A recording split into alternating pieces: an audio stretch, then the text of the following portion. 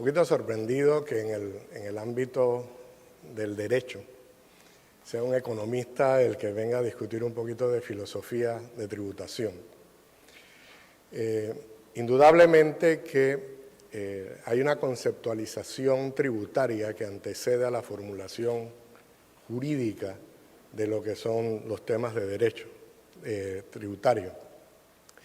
Y realmente lo que quiero hacer esta mañana no es polemizar un poco sobre el tema de impuestos, sino más bien ver un poquito los conceptos filosóficos que hay detrás de la formulación de las estructuras tributarias.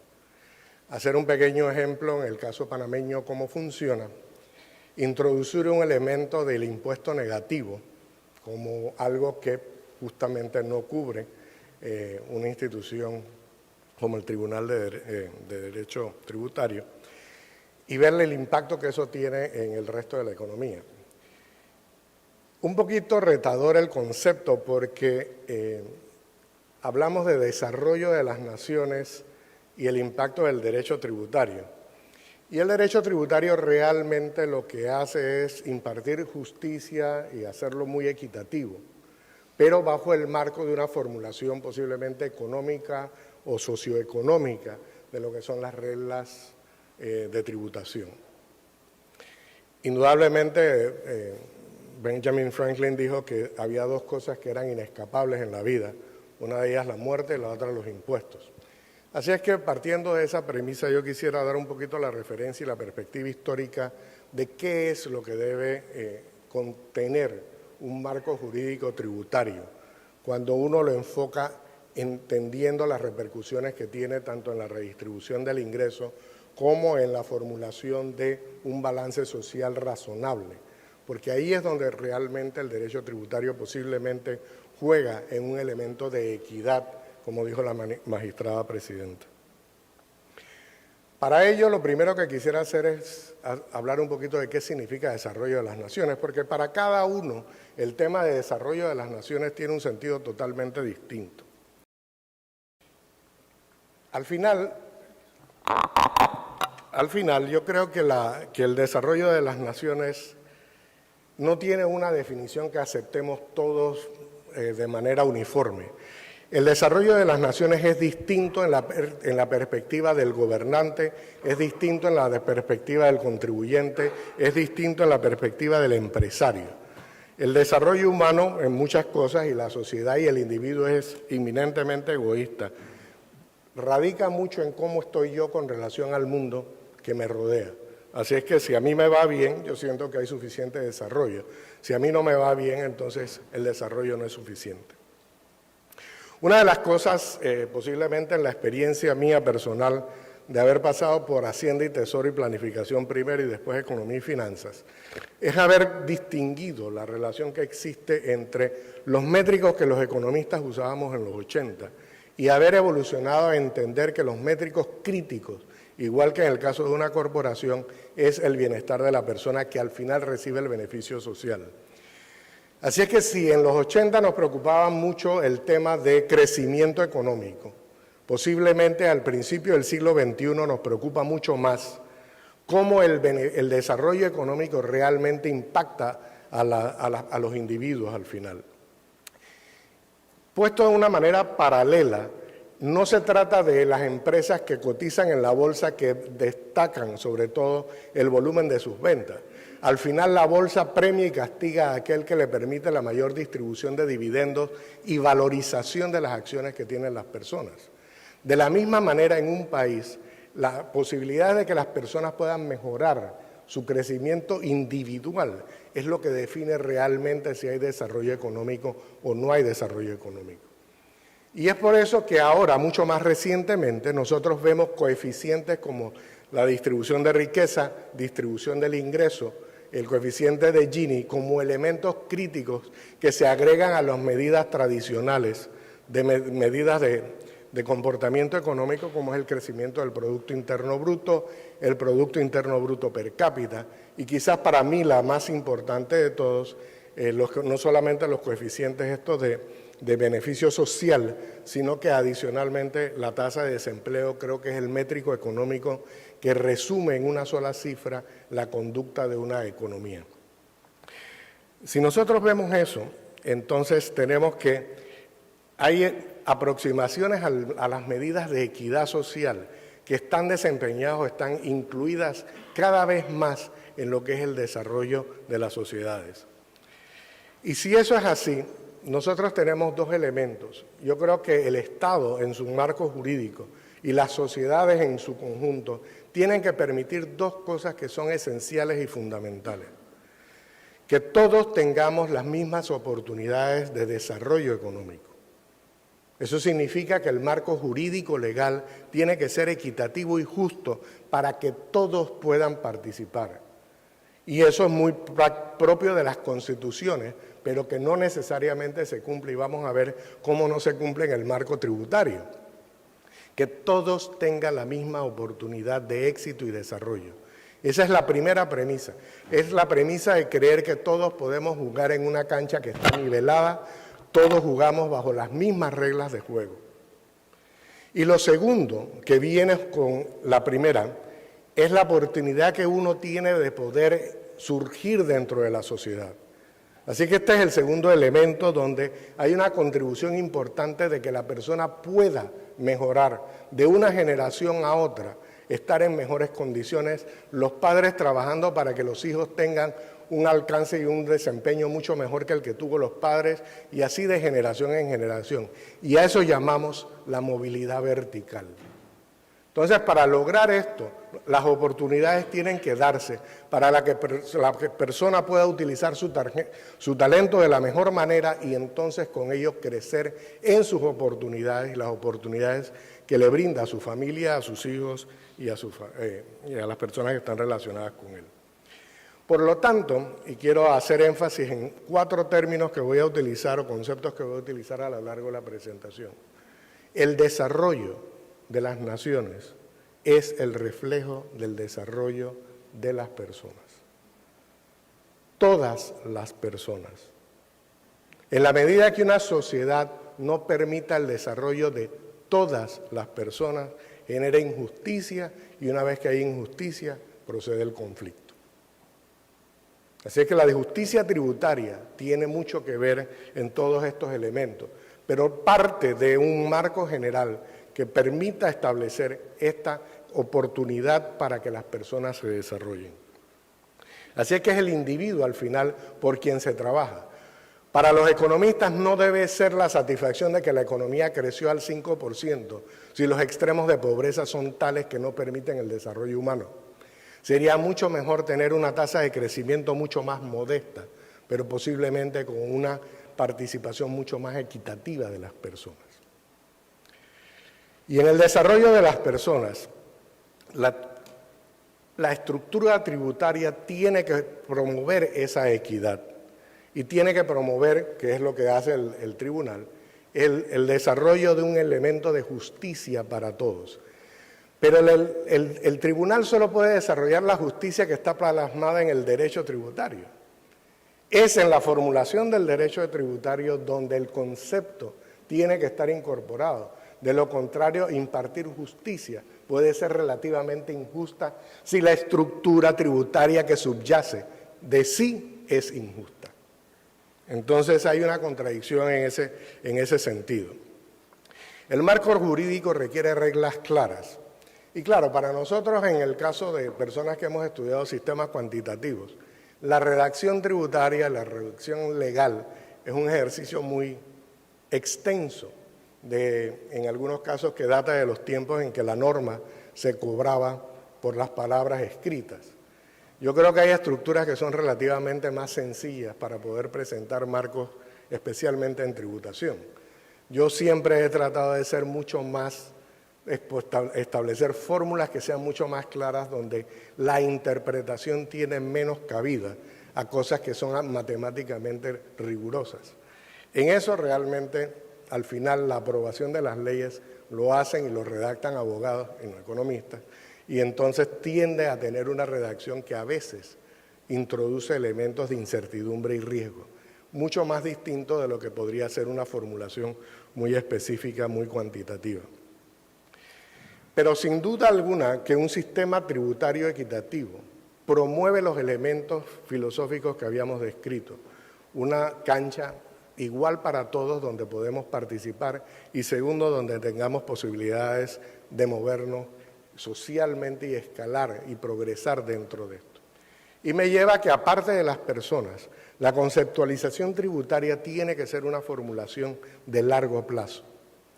La historia de los países, particularmente en América Latina, en el manejo del tema tributario y fiscal, siempre ha sido ante las urgencias de insuficiencia de fondos y situaciones extremas donde, por una razón u otra, la viabilidad del país queda comprometida por razones de insuficiencia de recursos para poder hacerle frente al gasto. Entonces, en ese momento corremos a tratar de hacer un parche y no vemos la visión de largo plazo que se requiere para poder establecer estructuras tributarias que sean muy homogéneas a lo largo de la vida de un país. Y después vamos a ver algunos ejemplos donde esto ha trabajado en contra de muchos de los países. Algunos principios fundamentales, y volvemos al tercer elemento, que es equidad. Todo sistema tributario tiene que tener equidad horizontal, que es lo que va con iguales oportunidades para todo el mundo. Nosotros tenemos que tener que todas las personas en iguales condiciones deben tributar igual. La Revolución Francesa, por ejemplo, parte de sus problemas era que la base donde estaban los estados generales, donde estaba la monarquía, donde estaba la realeza o la aristocracia y el clero, y después el populacho. Entonces los impuestos caían abajo y no gravitaban arriba, pero el gasto lo hacían las personas que no tributaban.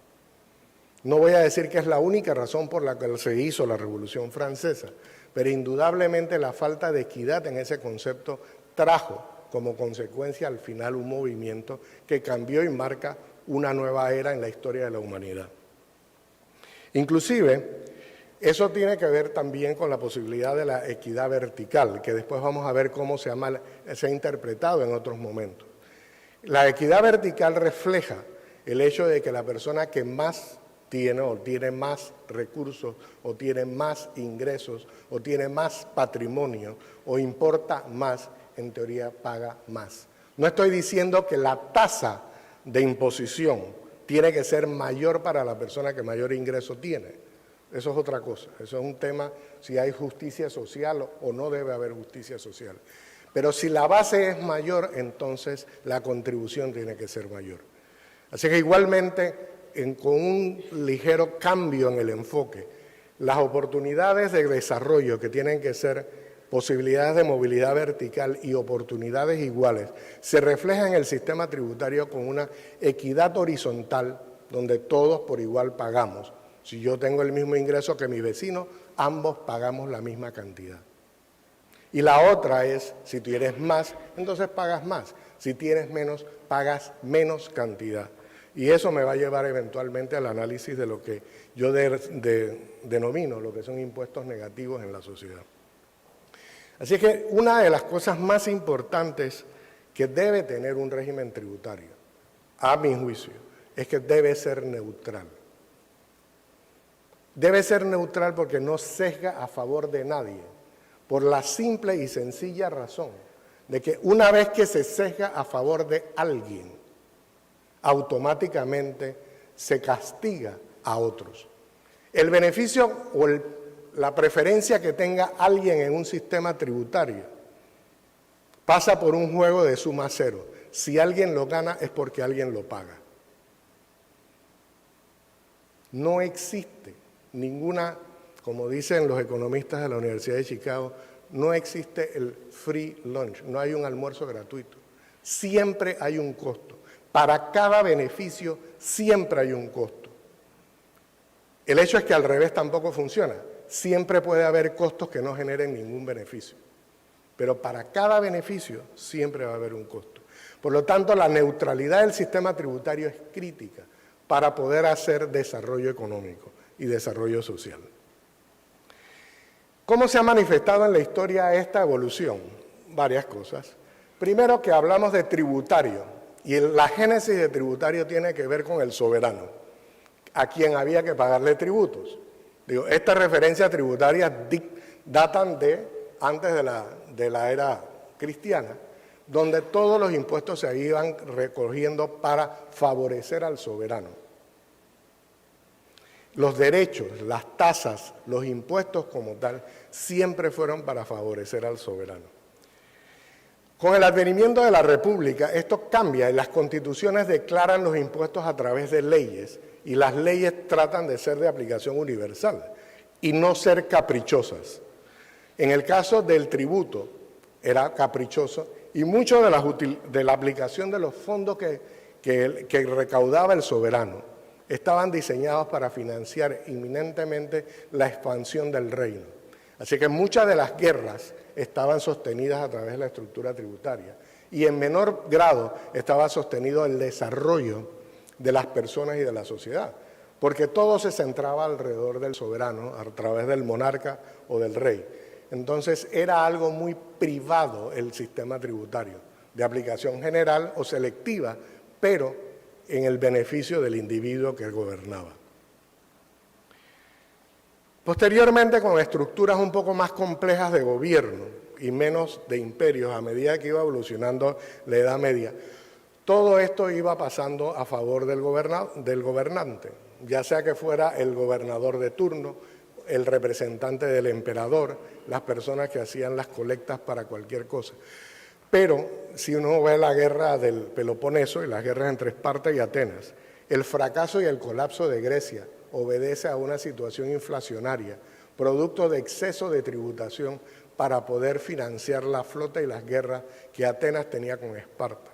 Al final ni Atenas ni Esparta sobreviven y eso representa la caída del imperio griego.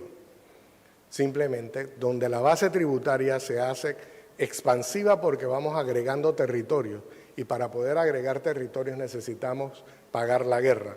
Para pagar la guerra tenemos que hacer que las personas que generan ingresos paguen el impuesto a favor del gobernante y en ese sentido ya, no hablando como término de soberano, sino en términos de lo que era la primera manifestación democrática de la historia a través de la estructura democrática de Grecia. Esa filosofía de ir en una política expansiva lleva a estos elementos de exceso de tributación que llevan al colapso de la sociedad. Posteriormente, y esto tiene que ver con un problema de cómo se aplica y tiene que ver con la equidad vertical, los sistemas económicos no tienden a la equidad. Hay un gran argumento de que los sistemas económicos, ya sea de los sistemas de mercado o los sistemas altamente centralizados, al final lo que producen son concentraciones económicas. Entonces, un concepto filosófico detrás de las estructuras tributarias fue: vamos a utilizar el impuesto como una herramienta de redistribución de ingresos. Ya no es el soberano que quiere en su expansión, sino vamos a utilizarlo como un mecanismo de redistribución de ingresos. Eso es lo que denominamos en otra fuente el concepto de Robin Hood. Vamos a quitarle a los ricos para darle a los pobres. Por mucho tiempo este concepto tuvo mucha validez y la filosofía detrás del concepto tributario estaba amparada entonces a tasas muy altas para los que más tenían. No es que contribuyeran más, sino que se les aplicaban tasas mucho más altas a los que más tenían para poder tomar de esos ingresos excedentes de los más ricos para poder transferírselos a los pobres. Sí, inclusive la doctrina social de la Iglesia habla de cosas como esa, y los países más avanzados en su momento, en la segunda mitad del siglo XX de Europa, estaban fundamentados sobre bases tributarias relativamente altas, impuestos de 70% para poder hacer un clima de redistribución social. Y los países que no eran necesariamente comunistas, sino los países socialistas, caracterizaron mucho de su desarrollo de la estructura tributaria sobre la base de este concepto de redistribución. Hay que tasar muy alto a los que más tienen para poder redistribuir riqueza. Y el Estado se encarga de hacer eso, y entonces la redistribución de la riqueza va a depender de dos elementos: de la eficiencia en poder realmente hacer la recolección tributaria de altos niveles de ingresos, y segundo, de que el Estado sea lo suficientemente eficiente en trasladar esos excedentes de la gente más rica a favor de la gente más pobre. ¿Y cómo lo hace? ¿No? Así que mucho de esto vino y posteriormente tuvo que ver a la primera mitad del siglo XX este concepto de redistribución social. Posteriormente, con la Gran Depresión Americana de los 30, el impuesto se convierte en una herramienta de estabilidad fiscal. Y aquí entramos otra vez en el tema de si el corto plazo o el largo plazo. Claro, ante una necesidad urgente de estabilizar el crecimiento económico, o bajo los impuestos o aumento el gasto, genero déficits fiscales para poder mantener la economía en crecimiento. Y cuando la economía va creciendo en demasía, hacemos exactamente lo contrario y el Estado se convierte en una fuente de acumulación de ingresos para evitar que la economía se sobrecaliente con altas tasas de inflación que representan redistribuciones al azar, que no tienen ningún tipo de control. Entonces, el modelo de Keynes, que viene después de la depresión de los 30, comienza a trabajar sobre esta filosofía, donde hay una intervención del Estado aún en los mercados para poder introducir estabilidad macroeconómica. Entonces, los impuestos comienzan a tomar este sabor y forman un balance entre el gasto público y la recaudación fiscal. A tal punto que en 1970 el presidente de Citibank dice que los gobiernos no quiebran porque tienen capacidad ilimitada de tributación, cosa que eventualmente se demostró que no era cierto. Y a eso nos lleva el nivel de acumulación de endeudamiento que es propio de la década de los 80, que se considera la década perdida de América Latina. Simplemente porque el peso de la deuda se estaba dictando sobre la base de la capacidad de generación de ingresos a través del sistema tributario en los países de América Latina. Entonces, el impuesto obedece a una necesidad de estabilidad fiscal, pero los ciclos económicos son de mucho más corto plazo que la visión de largo plazo de desarrollo. Una vez más, cuando hablamos de desarrollo, hablamos de personas y hablamos de un concepto de largo plazo. La estabilización del ciclo económico son ciclos que son mucho más cortos. Así es que hubo un enfoque contrario a la visión que estoy proponiendo de largo plazo en esta visión de herramienta fiscal, porque la herramienta fiscal trabaja solo en la medida que trata de cubrir los ciclos económicos. Altos niveles de desempleo, inflación, etc. Sin embargo, de ese tiempo acá, y con las finales del siglo XX, el mundo se transforma y realmente con la globalización que todos conversamos, de la que todo el mundo habla, la globalización introduce algo que va mucho más allá de la estabilización del ciclo económico. La globalización introduce unos elementos de competencia entre países y economías que van a dictar la capacidad de desarrollo nacional. Los países que pueden insertarse en un mundo globalizado porque son competitivos y son eficientes, entonces tienen mayores oportunidades de éxito. Y esas economías que tienen mayor oportunidad de éxito, si no existe la oportunidad de éxito, hace mucho más difícil el desarrollo económico. Fue mucho más difícil para China después de 1421, cuando comienza a construir su muralla y se aísla del mundo, de hacer desarrollo económico, que la China que se abre a los mercados propios del siglo XXI. Las sociedades que fueron cerradas tuvieron mucha más dificultad de crecimiento y desarrollo que las sociedades que fueron abiertas. Otra vez, las guerras del Peloponeso eran por control del mercado y del comercio internacional en esa parte del Mediterráneo, porque eran las oportunidades que brindaban desarrollo. Las conquistas imperiales de la Edad Media eran para buscar más energía, porque tenían que acumular más bosques para poder quemar la leña, para poder producir más energía. Entonces, ante eso, hoy la estructura tributaria no puede ser ajena al concepto de competitividad. Y es por eso que se ha discutido tanto si las estructuras fiscales afectan o no afectan el desarrollo económico. Porque una estructura fiscal lo que sí puede hacer es castigar el desarrollo económico. Pero la estructura fiscal por sí sola difícilmente contribuye al desarrollo económico. Y vamos a llegar a esa conclusión al final, que es la pregunta que plantea la solicitud de la presentación que me hiciera este quinto congreso. Los impuestos afectan la capacidad competitiva de las economías, pero por sí solos no pueden responder a las necesidades de competitividad de una sociedad. La competitividad de una sociedad, como en el deporte, como en los negocios, como en cualquier cosa, va a depender de la capacidad más de los individuos que del régimen tributario aplicable. Entonces, ¿cómo ha venido evolucionando el concepto que subyace a través de los impuestos? Ha dependido mucho de la visión global que tiene el que impone. Y si el que impone quiere ser competitivo, va a generar una estructura tributaria que haga que su empresa, su país, la sociedad sea más competitiva. Y en un mundo globalizado, la competencia es mucho más difícil. El modelo económico de los 60, de proteccionismo con alta